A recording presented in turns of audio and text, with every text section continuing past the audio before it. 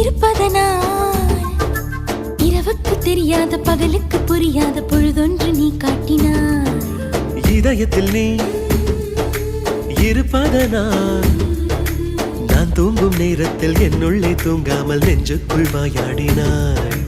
கண்ணாடி நீ கடிகாரம் நான் உன்னுள்ளே ஓடோடி வாழ்வே. காதல் எனும் கடுதாசி நீ என்றென்றும்